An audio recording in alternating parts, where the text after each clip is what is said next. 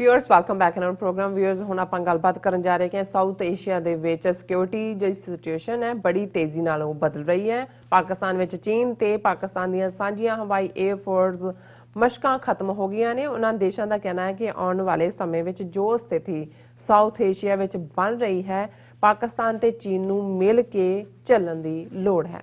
ਸੋ ਭਾਰਤ ਦੀ ਨੇਪਾਲ ਵਿੱਚ ਦਖਲਅੰਦਾਜ਼ੀ ਵੱਧ ਰਹੀ ਹੈ। ਚੀਨ ਭਾਰਤ ਟੈਨਸ਼ਨ ਬਰਾਬਰ ਬਣੀ ਹੋਈ ਹੈ। ਸੋ ਹਰ ਪਾਸਿਓਂ ਦੇਖਿਆ ਜਾਵੇ ਤਾਂ ਸਾਊਥ ਏਸ਼ੀਆ ਦੇ ਵਿੱਚ ਟਕਰਾਅ ਦੀਆਂ ਕਾਫੀ ਸੰਭਾਵਨਾਵਾਂ ਨੇ। ਸੋ ਇਸ ਬਾਰੇ ਆਪਾਂ ਵਿਚਾਰ ਚਰਚਾ ਕਰਨ ਜਾ ਰਹੇ ਹਾਂ। ਸੋ ਅਸੀਂ ਚਾਹਾਂਗੇ ਕਿ ਤੁਸੀਂ ਸਾਡੇ ਨਾਲ ਇਸੇ ਤਰ੍ਹਾਂ ਹੀ ਜੁੜੇ ਰਹਿਣਾ। ਦੇਖਣ ਸੁਣਨ ਲਈ ਤੁਹਾਡਾ ਸਭ ਦਾ ਬਹੁਤ ਬਹੁਤ ਸ਼ੁਕਰੀਆ। ਜੀ ਡਾਕਟਰ ਸਾਹਿਬ ਕੀ ਕਹਿਣਾ ਚਾਹੋਗੇ ਇਸ ਮੁੱਦੇ ਬਾਰੇ? ਦੇਖੋ ਅਸੀਂ ਲਗਾਤਾਰਤਾ ਨਾਲ ਇਹ ਕਹਿ ਰਹੇ ਹਾਂ ਕਿ ਇਸ ਵੇਲੇ ਦੁਨੀਆ ਦੀ ਜੀਓ ਪੋਲਿਟਿਕਸ ਦਾ ਸੈਂਟਰ ਸਾਡਾ ਖਿੱਤਾ ਹੈ ਸਾਊਥ ਏਸ਼ੀਆ। ਬਿਲਕੁਲ। ਔਰ ਉਸ ਦੇ ਵਿੱਚ ਜਿਸ ਤੇਜ਼ੀ ਦੇ ਨਾਲ ਡਿਵੈਲਪਮੈਂਟਸ ਚੱਲ ਰਹੀਆਂ, ਬੇਸ਼ੱਕ ਅਮਰੀਕਾ ਦੇ ਵਿੱਚ ਇੱਕ ਪਾਸੇ ਇਹ ਦਿਲਚਸਪੀ ਹੈ ਕਿ ਜੋ ਬਾਈਡਨ ਦੇ ਆਉਣ ਨਾਲ ਓਵਰਆਲ ਉਸ ਖਿੱਤੇ ਦੀ ਪੋਲਿਟਿਕਸ ਕਿਵੇਂ ਪ੍ਰਭਾਵਿਤ ਹੋਏਗੀ। ਹਾਲਾਂਕਿ ਅਸੀਂ ਜਿਵੇਂ ਪਹਿਲਾਂ ਵੀ ਜ਼ਿਕਰ ਕੀਤਾ ਕਿ ਚਾਈਨਾ ਨਾਲ ਸੰਬੰਧਾਂ ਬਾਰੇ ਤਾਂ ਇੰਨੇ ਕੁ ਕੰਡੇ ਟਰੰਪ ਐਡਮਿਨਿਸਟ੍ਰੇਸ਼ਨ ਨੇ ਖਿਲਾਰ ਦਿੱਤੇ ਨੇ ਕਿ ਜੋ ਬਾਈਡਨ ਨੂੰ ਚੁਗਦੇ ਵੀ ਵਕਤ ਲੱਗੇਗਾ।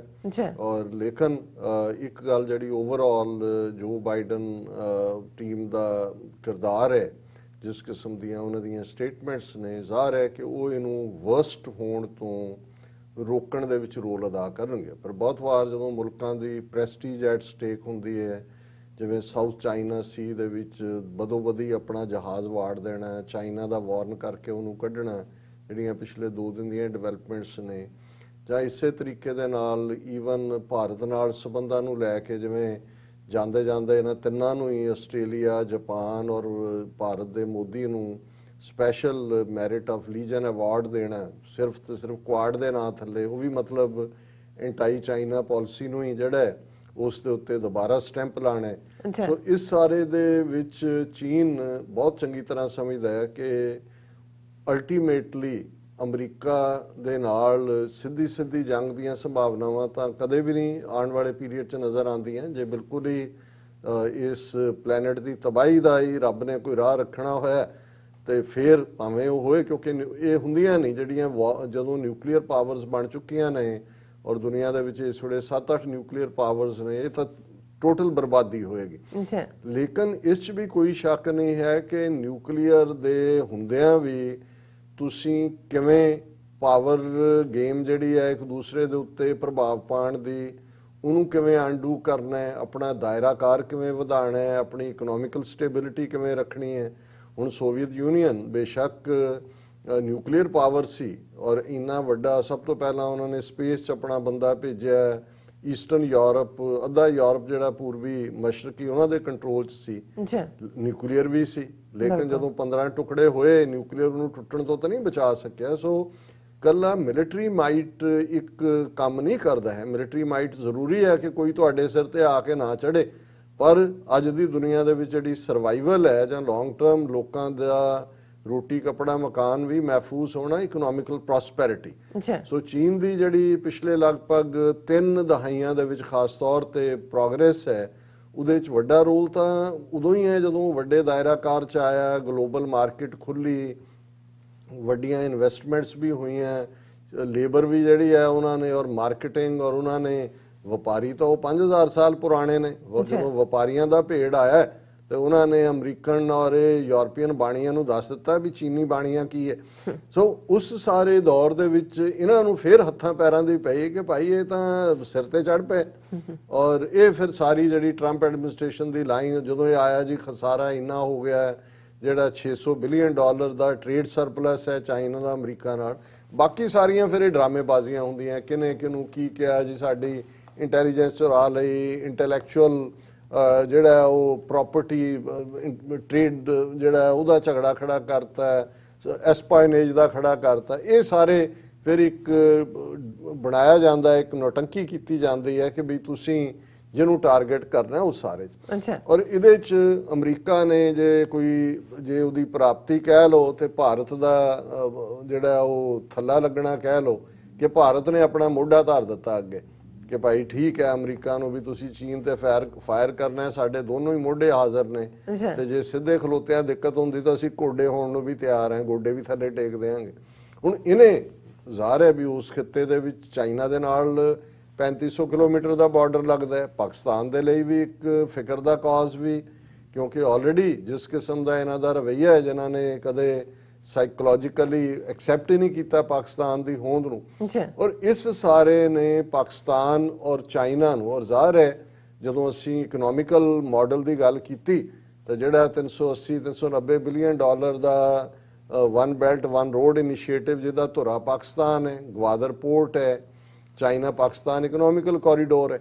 ਹੁਣ ਇਹ ਸਾਰੇ ਇਸ਼ੂਜ਼ ਨੂੰ ਜੇ ਤੁਸੀਂ ਦੇਖੋਗੇ ਤੇ ਓਵਰਨਾਈਟ ਜੇ ਕਹਿਣਾ ਹੋਏ, ਪਾਕਿਸਤਾਨ ਜਿਹੜਾ ਪਹਿਲਾਂ ਹੀ ਅਹਿਮ ਸੀ ਚੀਨ ਦੇ ਲਈ, ਉਹ ਇੰਨਾ ਕਾਇਮ ਬਣ ਗਿਆ ਔਰ ਚੀਨ ਨੂੰ ਵੀ ਲੱਗਾ ਵੀ ਇਹ ਭਾਰਤ ਦਾ ਵੀ ਬਥਾੜ ਭੰਨਣਾ ਜ਼ਰੂਰੀ ਆ। ਉਹਨਾਂ ਨੇ ਗਲਵਾਨ ਵੈਲੀ ਹੋਏ ਜਾਂ ਭੂਟਾਨ ਨਾਲ ਲੱਗਦੇ ਉਹ ਅਸੀਂ ਜ਼ਿਕਰ ਕਰਦੇ ਹਾਂ, ਉੱਥੇ ਵੀ ਉਹਨਾਂ ਨੂੰ ਮੈਸੇਜ ਦਿੱਤਾ। ਔਰ ਅੱਜ ਵੀ ਜਦੋਂ ਉਹਨਾਂ ਦਾ ਭਾਰਤ ਦਾ ਜਿਹੜਾ ਉਹ ਮੰਤਰਾਲਾ ਹੈ ਜਿਹੜਾ ਇਹ ਕਹਿ ਰਿਹਾ ਹੈ ਕਿ ਜੀ ਉਹ ਚੀਨ ਦੇ ਨਾਲ ਅਸੀਂ ਬਹੁਤ ਜਲਦੀ ਉਹਨਾਂ ਨੂੰ ਕਿਹਾ ਵੀ ਗੱਲਬਾਤ ਕਰੋ, ਅਗਲਾ ਜਿਹੜਾ ਹੈ ਉਸ ਸਾਰੇ ਚੋਂ ਅਸੀਂ ਕਰਾਂਗੇ ਅਗਲਾ ਦੌਰ, ਤੇ ਚੀਨ ਵੀ ਆਪਣਾ that is taking it's on time. ਉਹਦੀ ਪੂਰੀ ਇੱਕ ਨਿਊਜ਼ ਸੀ ਦੇ ਉੱਤੇ ਕਿ ਜੀ ਉਹਨਾਂ ਨੇ ਕਿਹਾ ਕਿ we will begin the next round of talk soon. 8 ਹੋ ਚੁੱਕੇ ਨੇ, ਉਹਦੇ ਚੋਂ ਕੁਝ ਨਹੀਂ ਨਿਕਲਿਆ।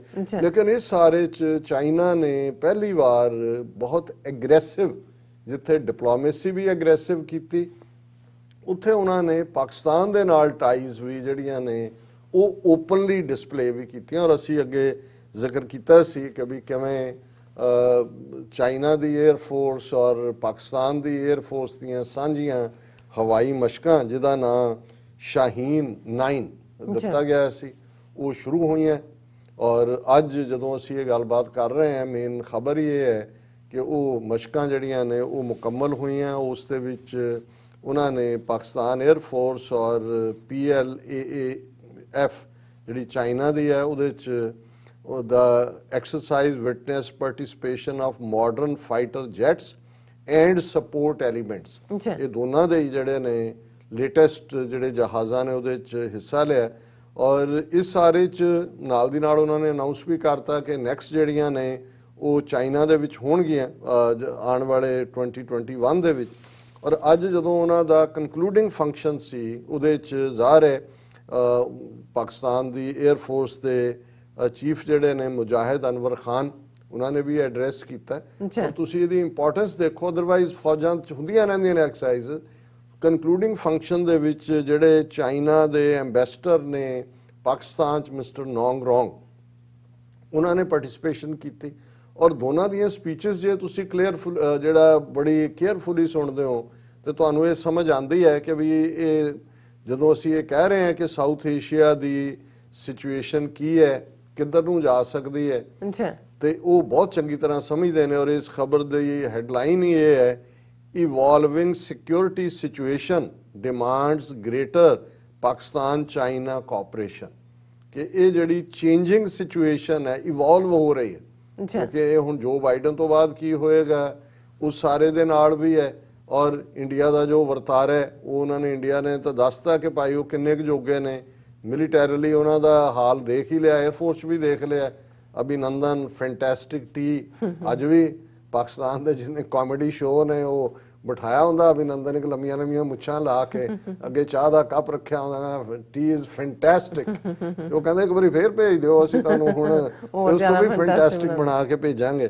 ਔਰ ਇਹਦੇ 'ਚ ਜਿਹੜੀ ਗੱਲ ਇਸ ਕਨਕਲੂਡਿੰਗ ਫੰਕਸ਼ਨ ਦੇ ਵਿੱਚ ਉਹਨਾਂ ਨੇ ਕਹੀ ਕਿ ਵੀ ਇਹ ਜਿਹੜੀ ਹੈ the existing global security scenario coupled with evolving dynamics of air warfare called for enhanced partnership between Pakistan and China as indeed between our armed forces। ਇਹ ਉਹਨਾਂ ਦੇ ਜਿਹੜੇ ਚਾਈਨਾ ਦੇ ਐਂਬੈਸਡਰ ਨੇ ਪਾਕਿਸਤਾਨ ਦੇ ਵਿੱਚ ਨੌਂਗ ਰੌਂਗ, ਉਹਨਾਂ ਦੀ ਪ੍ਰੈਜ਼ੈਂਸ ਦੇ ਵਿੱਚ ਇਹ ਗੱਲ ਕਹੀ ਜਾਂਦੀ ਹੈ। ਔਰ ਉਹਦੇ 'ਚ ਉਹਨਾਂ ਨੇ ਕਿਹਾ ਕਿ ਭਾਈ ਇਹ ਜਿਹੜਾ ਚਾਈਨਾ ਪਾਕਿਸਤਾਨ ਇਕਨੋਮਿਕਲ ਕੋਰੀਡੋਰ ਹੈ, ਇਹ ਗੇਮ ਚੇਂਜਰ ਹੈ।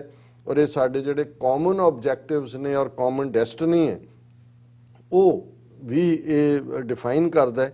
ਔਰ ਇਸ ਵਾਰ ਜਿਹੜੀ ਹੈ ਬਹੁਤ ਵੱਡੀ ਕੰਟਿੰਜੈਂਟ ਜਿਹੜੀ ਹੈ ਉਹਨਾਂ ਦੀ ਪੀਪਲ ਲਿਬਰੇਸ਼ਨ ਆਰਮੀ ਦਾ ਜਿਹੜਾ 에ਅਰ ਫੋਰਸ ਵਿੰਗ ਹੈ ਉਹਦੇ 'ਚ ਪਾਰਟਿਸਿਪੇਸ਼ਨ ਹੋਈ।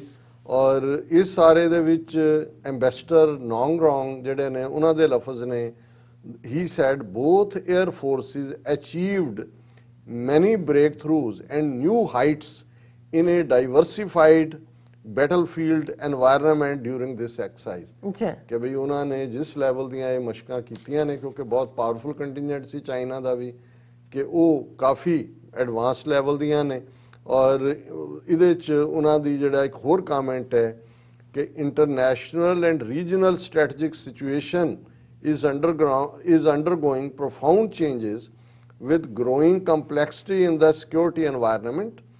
This calls for collaboration of our two countries and two armed forces in maintaining peace and stability and to cope with shared challenges। ਇਹ ambassador ਕਹਿ ਰਿਹਾ ਕਿ ਭਾਈ ਇਹ ਜਿਹੜੇ ਇੰਟਰਨੈਸ਼ਨਲ ਔਰ ਖੇਤਰੀ ਸਟ੍ਰੈਟੇਜਿਕ ਸਿਚੁਏਸ਼ਨ ਬਦਲ ਰਹੀ ਹੈ, ਪ੍ਰੋਫਾਊਂਡ ਚੇਂਜਸ ਨੇ, ਔਰ ਇਸ ਸਾਰੇ ਦੇ ਵਿੱਚ ਦੋਨਾਂ ਮੁਲਕਾਂ ਦੀਆਂ ਫੌਜਾਂ ਦੀ ਵੀ ਔਰ ਆਪਸੀ ਜਿਹੜੀ ਹੈ ਮੁਲਕਾਂ ਦੇ ਵੀ ਪੀਸ ਔਰ ਸਟੇਬਿਲਿਟੀ ਇਸ ਰੀਜਨ 'ਚ ਰੱਖਣ ਦੇ ਲਈ ਇਹ ਬੜਾ ਜ਼ਰੂਰੀ ਹੈ ਕਿ ਅਸੀਂ ਹੋਰ ਵੀ ਕਲੋਜ਼ਲੀ ਚੱਲੀਏ। ਔਰ ਨਾਲ ਦੀ ਨਾਲ ਕਿਉਂਕਿ ਇਹਨਾਂ ਐਕਸਰਸਾਈਜ਼ਸ ਤੋਂ ਪਹਿਲਾਂ ਚੀਨ ਦੇ ਡਿਫੈਂਸ ਮਿਨਿਸਟਰ ਜਨਰਲ ਵੀ ਫੈਂਗੇ ਉਹ ਵੀ ਪਾਕਿਸਤਾਨ 'ਚ ਆਏ, ਔਰ ਇਹਦੇ 'ਚ ਹੁਣ ਕਿਉਂਕਿ ਨੁਆਂਸ ਹਰ ਕੋਈ ਸਮਝਦਾ ਕੀ ਹੈ, ਜਦੋਂ ਇਹ ਉਹਨਾਂ ਨੂੰ ਪੁੱਛਿਆ ਗਿਆ ਫੋਰਨ ਮਿਨਿਸਟਰ ਨੂੰ, asked whether the exercises between two air forces were aimed at conveying a message to India, ਕਿ ਕੀ ਬਈ ਉਹਨਾਂ ਨੂੰ ਤੁਸੀਂ ਮੈਸੇਜ ਦਿੱਤਾ ਹੈ, ਇਹ ਚਾਈਨੀਜ਼ ਫੋਰਨ ਮਿਨਿਸਟਰ ਨੂੰ ਪੁੱਛਿਆ ਗਿਆ। ਉਹਨਾਂ ਦੇ ਸਪੋਕਸਮੈਨ ਨੇ ਕਿਹਾ media briefing, he said that drills were part of routine arrangement, ਇਹ ਸਾਡੀਆਂ ਇੰਨੀਆਂ ਸਾਂਝਾਂ ਨੇ, ਇਹ ਸਾਡੀ ਰੂਟੀਨ ਦੇ ਵਿੱਚ ਹੀ ਹੁੰਦਾ ਰਹਿੰਦਾ। ਔਰ ਇਸ ਦੇ ਨਾਲ ਹੀ ਜਦੋਂ ਅਸੀਂ ਦੂਸਰੀ ਖਬਰ ਇਹਦੇ ਨਾਲ ਲੱਗੀ ਦੇਖਦੇ ਹਾਂ ਕਿ Pakistan army chief meets prime minister Imran Khan, discusses security situation। ਜਦੋਂ ਅਸੀਂ ਕਹਿ ਰਹੇ ਹਾਂ ਵੀ ਇਵੋਲਵਿੰਗ ਵੀ ਤਾਂ ਹੈ ਹੀ ਹੈ, ਪਰ ਕੁਛ ਨਾ ਕੁਛ ਇਹ ਦਿਲਵਦੀ ਵੀ ਕਰ ਸਕਦੇ ਨੇ। ਇੰਡੀਆ ਜਿੱਥੇ ਫਸੇ ਹੋਏ ਨੇ, ਫਾਰਮਰ ਸਿਚੁਏਸ਼ਨ ਹੈ, ਡਾਇਸਪੋਰਾ ਸਿੱਖਾਂ ਨੇ ਇਹਨਾਂ ਦਾ ਦੁਨੀਆ 'ਚ ਜਲੂਸ ਕੱਢਿਆ ਹੋਇਆ, ਔਰ ਅੱਜ ਜਦੋਂ ਇਹਨਾਂ ਦੀ ਜਨਰਲ ਬਾਜਵਾ ਔਰ ਇਮਰਾਨ ਖਾਨ ਸਾਹਿਬ ਦੀ ਮੁਲਾਕਾਤ ਹੁੰਦੀ ਹੈ ਔਰ ਉਹਨਾਂ ਦੇ ਨਾਲ ISI ਦੇ ਜਿਹੜੇ ਚੀਫ ਨੇ ਜਨਰਲ ਫੈਜ਼ ਹਮੀਦ ਉਹ ਵੀ ਮੌਜੂਦ ਸੀ। ਸੋ ਦਿਸ ਮੀਟਿੰਗ ਇਹਦੀ ਸਿਗਨੀਫੀਕੈਂਸ ਹੋਰ ਵੀ ਬਣ ਜਾਂਦੀ ਹੈ। ਬੇਸ਼ੱਕ ISI ਅਲਟੀਮੇਟਲੀ ਆਰਮੀ ਦੇ ਥੱਲੇ ਹੀ ਹੈ, ਲੇਕਿਨ ਇਸ ਦਾ ਮਤਲਬ ਇਹ ਹੈ ਕਿ ਕੋਈ ਨਾ ਕੋਈ ਜੋ ਇਹਨਾਂ ਦੀ ਹੋਣ ਵਾਲੀ ਦਿਲਵਦੀ ਹੋ ਸਕਦੀ ਹੈ ਉਹਨੂੰ ਉਸੇ ਸੀਰੀਅਸਨੈਸ ਨਾਲ ਹੀ ਉਹ ਲੈ ਰਹੇ ਨੇ। ਔਰ ਇਹ ਜਿਹੜਾ ਉਹਨਾਂ ਨੇ ਇਹ ਕਿਹਾ ਕਿ ਵੀ ਜਿਹੜਾ ਇੰਡੀਆ ਲਗਾਤਾਰ ਸੀਜ਼ ਫਾਇਰ ਵਾਇਲੇਸ਼ਨ ਕਰ ਰਿਹਾ ਹੈ, ਪ੍ਰੋਵੋਕੇਟਿਵ ਮੈਸ਼ਰਸ ਨੇ ਲਾਈਨ ਆਫ ਕੰਟਰੋਲ ਦੇ ਉੱਤੇ, it was resolved that defense of the motherland will be ensured with the support of the entire nation at all costs। ਇਹ ਹੁੰਦਾ resolve ਮੈਸੇਜ ਦੇਣਾ ਕਿ ਭਾਈ ਇਸ ਮਾਮਲੇ 'ਚ 22 ਕਰੋੜ ਆਵਾਮ ਇੱਕੋ ਹੀ ਪੇਜ ਤੇ ਨੇ। ਔਰ ਇਸ ਸਾਰੇ ਦੇ ਨਾਲ ਉਹਨਾਂ ਨੇ ਕਿਉਂਕਿ ਮਾਹੌਲ ਇਹ ਬਣਿਆ ਹੋਇਆ ਕਿ ਇੱਕ ਪਾਸੇ ਆਪੋਜੀਸ਼ਨ ਜਿਨ੍ਹਾਂ ਦੀਆਂ ਰੈਲੀਜ਼ ਵਗੈਰਾ ਚੱਲ ਰਹੀਆਂ, ਹੁਣ ਉਹਨਾਂ ਦੀ ਇੱਕ ਮਰਦਾਨ 'ਚ ਰੈਲੀ ਹੈ, ਪਹਿਲਾਂ ਉਹਨਾਂ ਲਾਹੌਰ 'ਚ ਕੀਤੀ, ਉਸ ਤੋਂ ਪਹਿਲਾਂ ਮੁਲਤਾਨ ਦੇ ਵਿੱਚ ਸੀ PDM ਦੇ ਨਾਂ ਥੱਲੇ, ਪਰ ਇਸ ਸਾਰੇ 'ਚ ਉਹਨਾਂ ਨੇ ਮੈਸੇਜ ਇਹੀ ਦਿੱਤਾ ਹੈ ਕਿ ਭਾਈ ਅਸੀਂ ਜਿਹੜਾ ਹੈ ਆਪਣਾ ਮੁਲਕ ਜਦੋਂ ਡਿਫੈਂਡ ਕਰਨ ਦੀ ਗੱਲ ਆਈ ਤੇ ਸਾਰਾ ਮੁਲਕ ਇੱਕੋ ਪੇਜ ਦੇ ਉੱਤੇ ਹੈ। ਸੋ ਅਸੀਂ ਸਮਝਦੇ ਹਾਂ ਵੀ ਜਿੱਥੇ ਇਹ ਇੱਕ ਫਿਕਰ ਦਾ ਕਾਰਨ ਵੀ ਹੈ, ਕਿਉਂਕਿ ਜਦੋਂ ਕੋਈ ਵੀ ਸੈਂਟਰ ਬਣਦਾ ਹੈ ਫੋਕਸ ਜੀਓਪੋਲਿਟਿਕਸ ਦਾ, ਉਹ ਇੱਕ ਪਾਸੇ ਤਬਾਹੀ ਦਾ ਮੰਜ਼ਰ ਵੀ ਹੁੰਦਾ ਪਰ ਉਹਦੇ 'ਚੋਂ ਕ੍ਰੀਏਸ਼ਨ ਵੀ ਹੁੰਦੀ ਹੈ। ਕਿਉਂਕਿ ਜਦੋਂ ਅਸੀਂ ਕਸ਼ਮੀਰ ਦੀ ਆਜ਼ਾਦੀ, ਖਾਲਿਸਤਾਨ ਦੀ ਆਜ਼ਾਦੀ ਦੀ ਗੱਲ ਕਰਦੇ ਹਾਂ ਤੇ ਇਹ ਸਾਰਾ ਸਿਨੈਰੀਓ ਅਲਟੀਮੇਟਲੀ, ਔਰ ਹੁਣ ਦੀ ਕਿਸਾਨ ਮੂਵਮੈਂਟ ਵੀ ਜਿਹਨੇ ਚੈਲੰਜ ਕਰਕੇ ਦੱਸ ਦਿੱਤਾ ਹੈ ਕਿ ਇਹ ਜਿਹੜਾ ਇਹਨਾਂ ਦਾ ਮੋਦੀ ਐਂਡ ਕੰਪਨੀ ਦਾ ਆਸ਼ਿਆਨਾ ਹੈ, ਜਿਹੜਾ ਇਹਨਾਂ ਦਾ ਨੈਸਟ ਹੈ, ਆਲਣ ਹੈ, ਉਹ ਕਿੰਨਾ ਜਿਹੜਾ ਉਹ ਜਿਹਨੂੰ ਕਹਿੰਦੇ ਨੇ ਕਿ ਕਿੰਨੀ ਕਮਜ਼ੋਰ ਸ਼ਾਖ ਦੇ ਉੱਤੇ ਖੜਾ ਹੈ, ਕਿ ਇਹਨਾਂ ਦਾ ਆਸ਼ਿਆਨਾ ਬਹੁਤ ਕਮਜ਼ੋਰ ਸ਼ਾਖ ਦੇ ਉੱਤੇ ਖੜਾ ਹੈ। ਜਿਹੜਾ ਕਮਜ਼ੋਰ ਸ਼ਾਖ ਤੇ ਹੁੰਦਾ ਹੈ ਉਹ ਨਾ ਪਾਇਦਾਰ ਹੁੰਦਾ। ਬਿਲਕੁਲ ਸਰ, ਤੁਹਾਡਾ ਬਹੁਤ ਬਹੁਤ ਸ਼ੁਕਰੀਆ। ਸਾਥ ਲੈਣੇ ਬ੍ਰੇਕ ਪਿਓਰ ਸੇ ਤੁਸੀਂ ਕਿਤਨੀ ਜਾਣਾ, ਮਿਲਦੇ हैं आफ्टर दिस शॉर्ट ब्रेक।